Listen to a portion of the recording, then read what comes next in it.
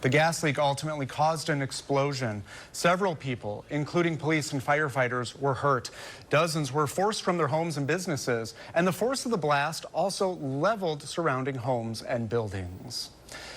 The explosion killed Sun Prairie volunteer fire captain Corey Barr. That was the only death of the incident. Barr was in the area checking on the gas leak near his family's business in downtown Sun Prairie when it happened. Sun Prairie's fire chief later said he believes Barr saved multiple lives that night, and the community united around #SunPrairieStronger.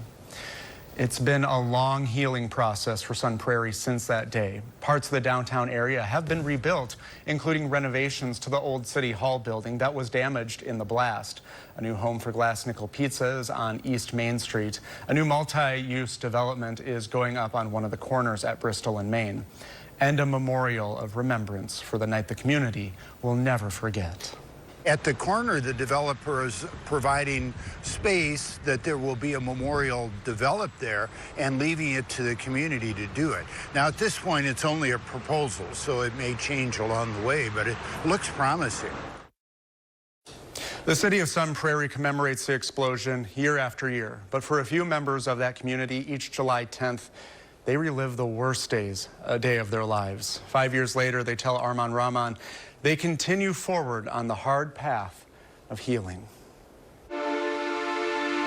It's amazing to me that we've hit the 5-year mark. When I met up with Abby Barr, she was about to film a video at her gym, Burn Boot Camp, for an event happening on July 10th.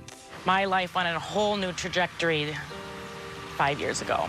She says the gym is one of the many ways her life has transformed as she heals from losing her husband, Corey, to the explosion. Using exercise and health and wellness to get me through my grief is something I didn't know I needed until it was something that I needed every day. And provide that for other people that are struggling with mental or physical health. But still, 1,800 days later, some days the grief is the same as finding out day one. She owes each one to her late husband. That entrepreneurial spirit stems from Corey. Those girls stem from Corey. Who I am stems from my relationship with Corey and his passing. Their twin daughters, now 8 years old. Abby says she tries to give them age-appropriate explanations about what happened, but leading up to the anniversary, new, tough questions always come up. One of my daughters was like, well, you know, is that his birthday or the day he died? I said, well, that's the day he died. And she's like, that was just right after our 3rd birthday. And I said, yeah, that was right after your 3rd birthday. And she's like, that's really sad. And I'm like, I know. So they hang on tight to all the good memories of Corey. Good morning, everybody. He was goofy, and that's one of the things that comes through the girls. The girls are very outgoing. They're not shy. Hope you're having a good day so far. That truck behind you, it's the old 1927, the first pumper that we ever had. That was his pride and joy. The old fire engine Corey helped restore is just one thing that brings a smile to Chris Garrison's face every day. But every July 10th, the pain still flares back up for the entire fire department. A lot of my people will pack up and leave on that day because they don't want anything to do with that day. Once you lose a firefighter, I think that'll never leave a fire department. I think that will always be there. Corey Barr, a 15-year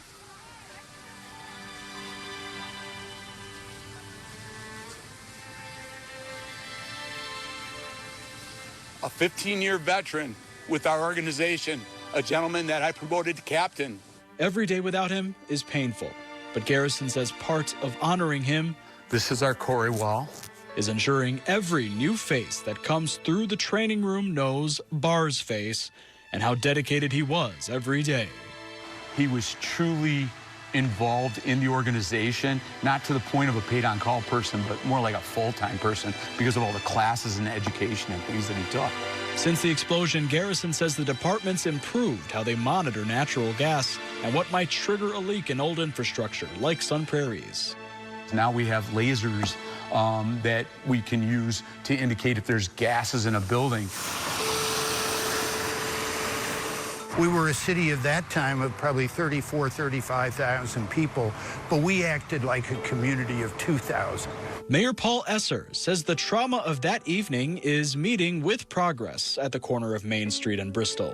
And we can look back over those 5 years and see how the community has resolved what went on there. Right now, a development proposal for that site is going through city government. Well, everything is going to be residential down here. It would be apartments, and then it's a corner site, and at the Main Street side of that corner, there would be a hotel. The developer also wants to provide a space for the community to develop a memorial. Yet all of these plans are bittersweet for Abby Barr.